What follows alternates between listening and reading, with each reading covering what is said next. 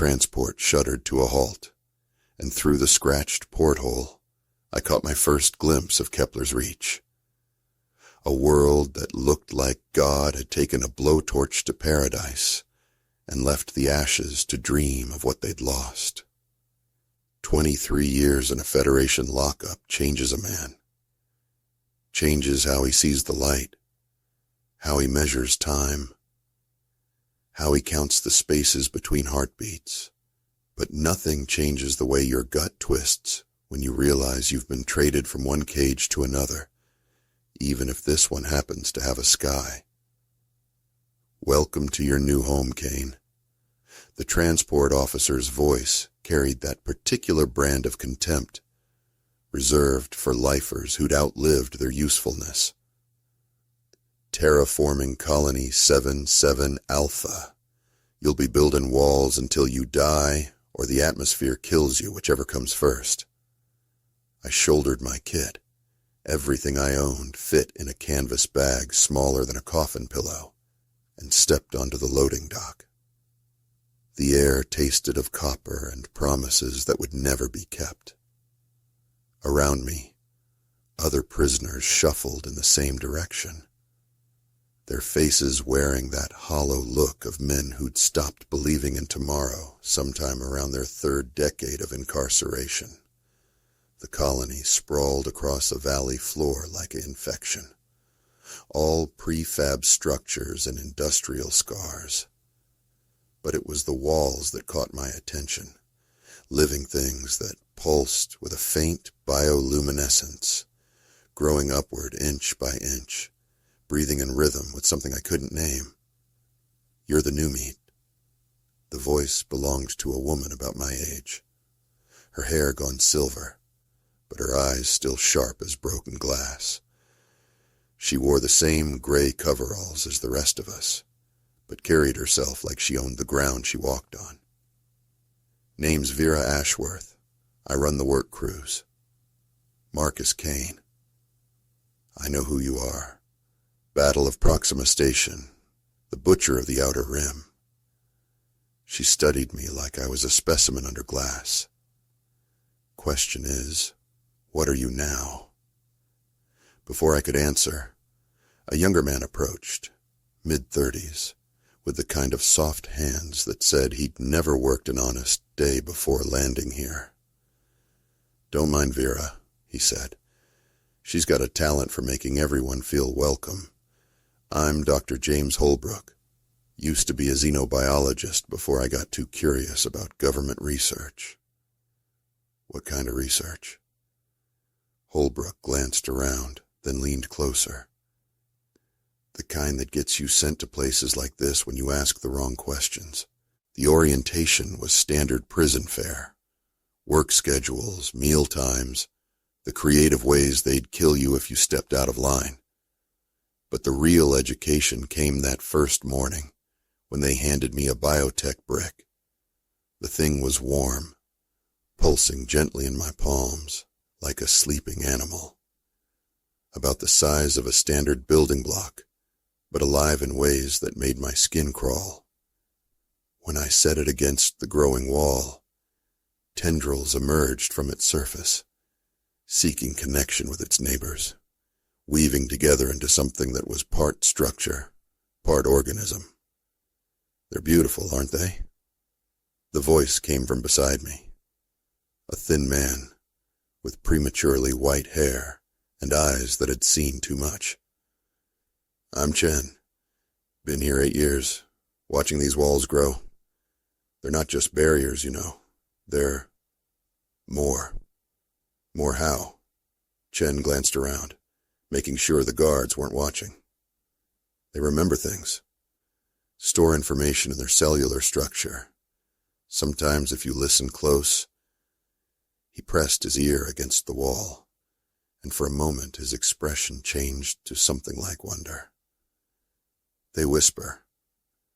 I thought he was losing his mind. Prison does that to men. Makes them see patterns where none exist, hear voices in the static. But that night, lying on my narrow bunk, I heard it too. Soft at first, like wind through dead leaves, then clearer, forming something that might have been words in a language I almost recognized. I pressed my ear to the wall of my cell, and the sound grew stronger. Remember us. Remember what they did. Remember the children of Kepler's reach.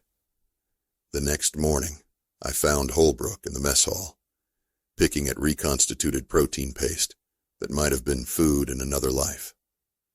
"Tell me about the biotech," I said. He looked up, startled. "What about it?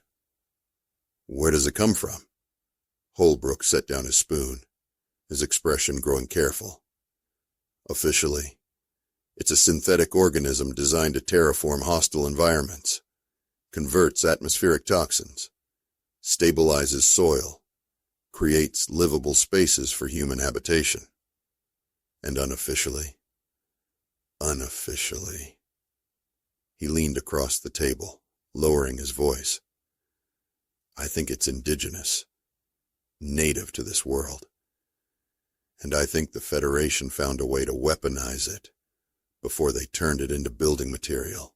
That evening, I made my way to where Chen worked the night shift, adding new layers to the ever-growing walls. He moved with the practiced efficiency of a man who'd found purpose in repetition, each brick placed with careful precision. "You heard them, didn't you?" he said without looking up. "The voices. What are they?" Chen's hand stilled on the brick he was holding. "Memories. The biotech doesn't just grow, it absorbs. Everything that happens around it gets stored in its cellular matrix. And this place," he gestured at the colony around us. "This place has a lot of memories." "What kind of memories?" "The kind that explain why a terraforming colony needs a prison workforce. The kind that tell you what really happened to the people who lived here before we arrived." Over the following weeks, I learned to listen. The walls spoke in fragments, images, emotions, echoes of experiences burned into living tissue. I saw flashes of a world that had been green once, populated by beings that moved like liquid light through crystalline cities. I felt their terror as the sky burned and their children screamed. Vera found me one evening, sitting with my back against the outer wall, eyes closed, listening to the whispers that grew stronger with each passing day. "You're starting to understand," she said, settling beside me. "How long have you known?" "Since the day I arrived, 15 years ago." Her voice carried the weight of accumulated secrets. "I was a communications officer during the Kepler campaign, saw things that weren't supposed to exist in any official record." "What things?" "Genocide, Marcus.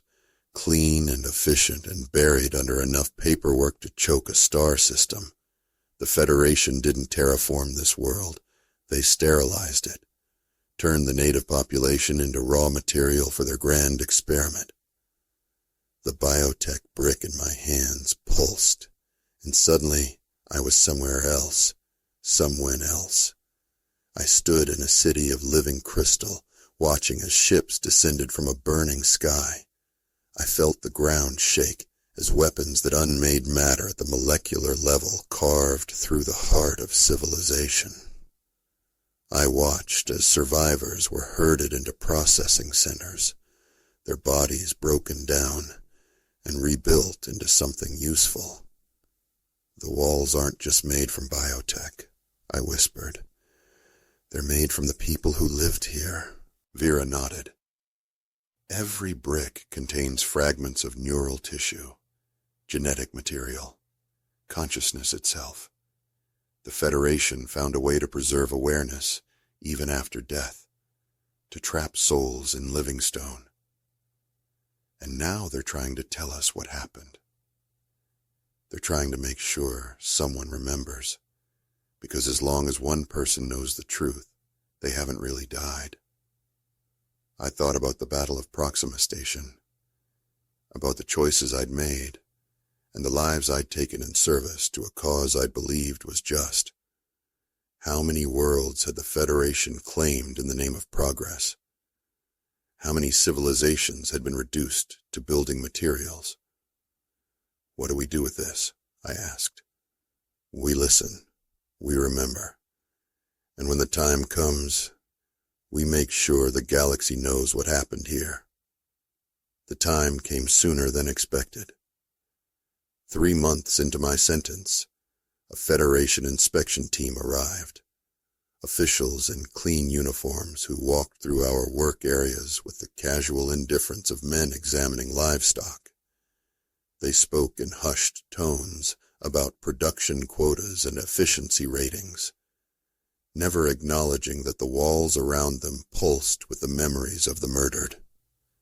That night, the whispers grew urgent. The walls thrummed with energy, their bioluminescence brightening until the entire colony was bathed in ghostly light. And for the first time, the voices spoke in perfect, terrible clarity. They come to silence us. They know we remember. They fear what we might say.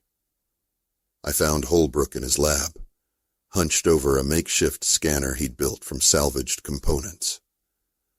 The neural activity is off the charts, he said, without looking up. Something's got them agitated. The inspection team.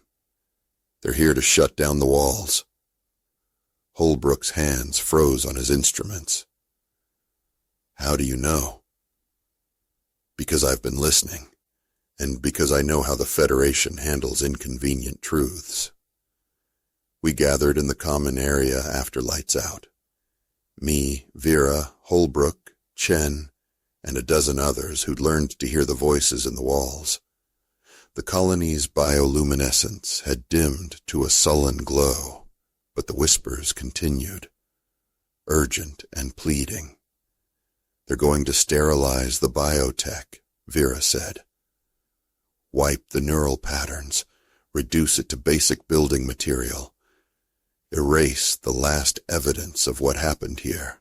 We can't let that happen, Chen said, his voice shaking with something between rage and desperation.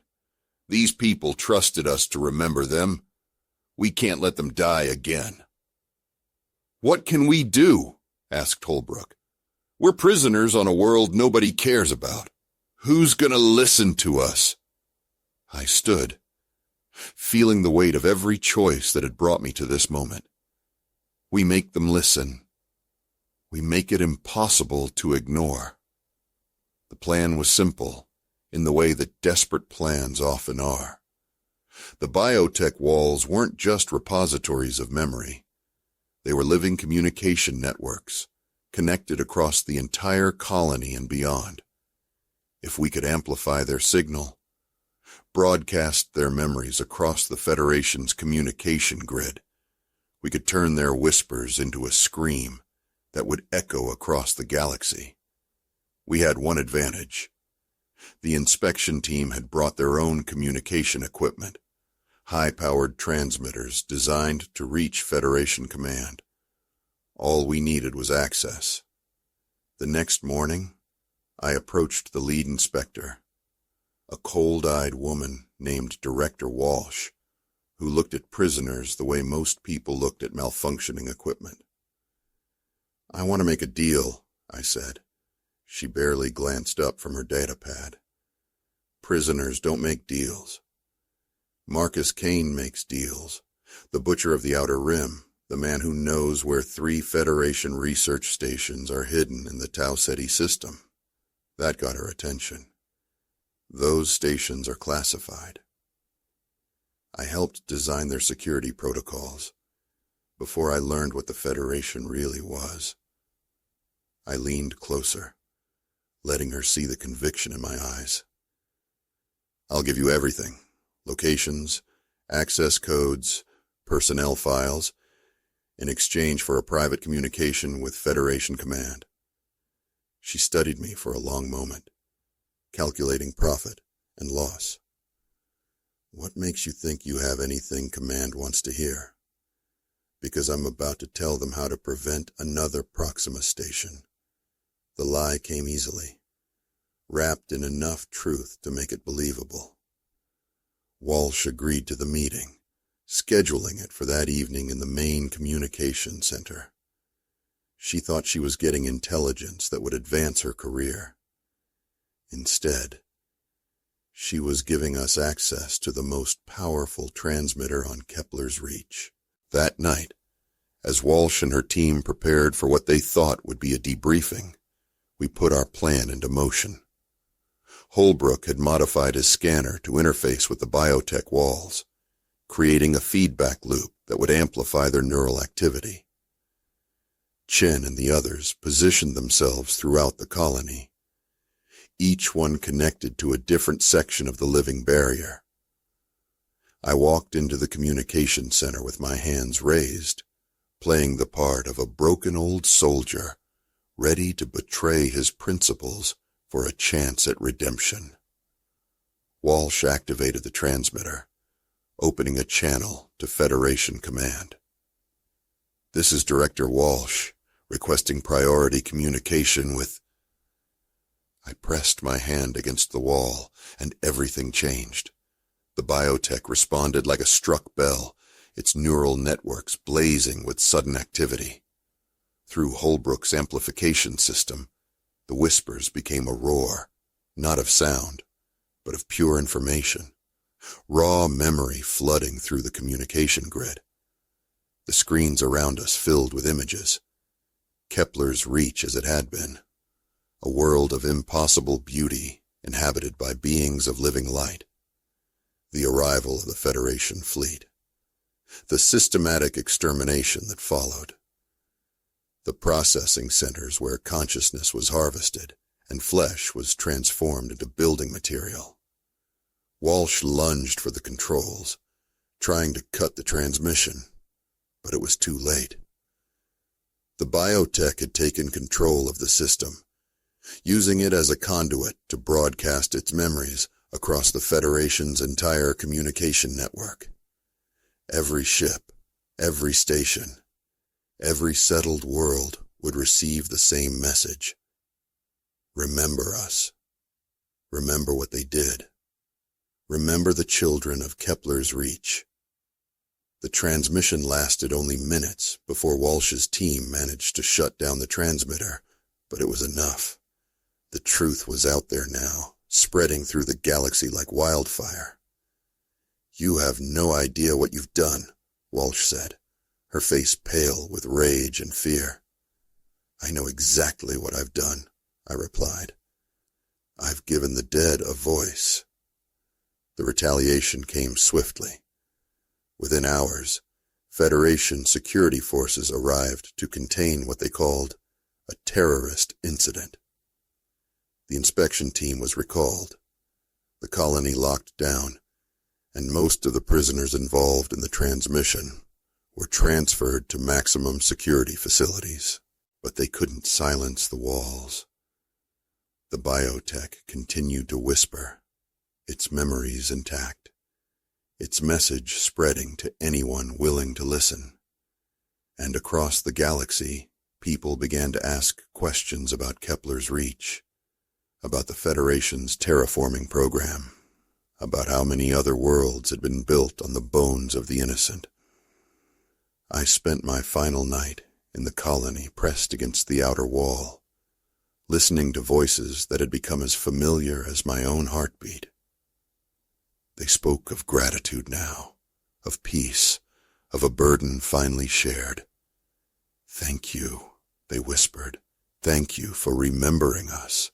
As the transport lifted off the next morning, carrying me toward whatever fate awaited, I looked back at the colony one last time. The walls still stood, still pulsed with gentle light, still held the memories of a murdered world. But now they were more than just monuments to the dead. They were witnesses, testaments to a truth that could never again be buried. The Federation had tried to turn genocide into progress, to transform atrocity into architecture. But the dead had found a way to speak, and their voices would echo through the galaxy until justice was done. I closed my eyes and listened to the fading whispers, carrying their message with me into whatever darkness lay ahead. Some walls are meant to divide. Others are meant to remember. And some are meant to ensure that the truth, once spoken, can never be silenced again.